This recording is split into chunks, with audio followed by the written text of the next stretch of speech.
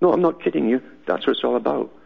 Slavery exists in many forms, and one of the big masters of that was the descendant of Charles Darwin. His name was Charles Galton Darwin, and he said it in his own book, The Next Million Years, when he talked about eliminating all the masses gradually, and giving them diseases gradually. Read the book, The Next Million Years. All the unfit ones, the ones that are post-industrial, the ones who are meant to work on benches and conveyor belts, have to get rid of them. But he put it all out there. He says, we are in the process of creating a more sophisticated form of slavery. That's after he said there's always been slavery in one form or another, and it's quite right, it's quite true. Money and taxation create a form of slavery. You either own something or you don't. Which is it? It can't be one or the other. There's got to be one or the other. I own this, I don't own this.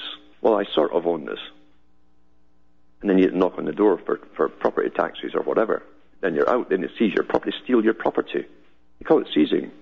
You've got lots of names for theft. Impounding is another thing for your vehicle. They love using different terminology for stealing what you supposedly own. So now you're going into all of these climate credits. And believe you me, you only see SWAT teams come in your home one day if you didn't pay all your carbon credits. And they'll say, here's a telephone here that's worth X amount of credits and blah, blah, blah. And they'll wipe out your house. Clean you out right down to a pencil. Gone. As they count up these abstract carbon credits that you didn't pay. Slavery can exist in many forms. And this carbon thing in global warming is a beauty. It's a beauty. Because the whole planet now, he sees his world governance and slavery. The whole planet is to go under this. The entire world and everybody on it. It's funny how the animals can go out there and fart away and poop in the fields and all the rest of it, and that's okay. They pay nothing. It's funny too, they've got all the rights and we have none under the Maurice Strong's various treaties for the United Nations. It's just as you see the nasty people who get taxed on it all for every breath that you take.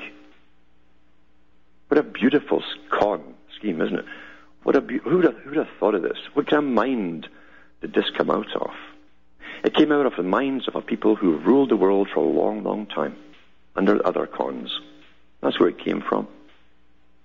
And the reason they know it'll work is because we swallowed every previous con. Every generation did. That's why they know it'll work. And you can make the people believe anything with enough propaganda and a serious face, with law enforcement to back it up. You truly can. Here's an article from the New York Times. Economic Union, Alone and Lonely on Carbon, it says, by James Cantor, 27th of September. Carbon trading put the European Union in the environmental vanguard. Since 2005, the trade bloc has operated the world's only continental-wide system that puts a cap on greenhouse gases, other big abstract thing, emissions, and that require major polluters to hold tradable allowances. So what they actually did at the EU, they gave the big corporations, the international corporations, millions of dollars worth or euro worth of free carbon taxes to start the trading off. And they've been making profits on it since. It's only the public that are paying all the differences off. Of course it's the public that pays any real energy towards anything via money. It says, but the system has also been the most costly climate policy program in the world, according to Jürgen R. Thurman, the president of Business Europe, a powerful confederation of industry and employer groups. Mr.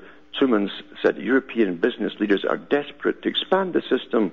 Did you know that? I've never heard one of them say they're desperate to expand the system to the United States and eventually across the globe to reduce the dangers to our ability to compete internationally. So if all to compete with invisible nothing. Invisible nothing. This new economy. What a beautiful con. But with talks on a new global climate treaty seemingly at a stalemate, and with the climate legislation delayed in major polluting countries like the United States and Australia, those prospects look increasingly distant. Meanwhile, the EU shows no sign of abandoning the system, leaving business leaders like Mr. Truman with little choice but to speak out at home and to press developed nations abroad to match Europe's efforts when they gather at the UN summit meeting on climate change, changes in the weather, on December in Copenhagen. Carbon, can you imagine a world trading nothing? There's nothing here. Nothing.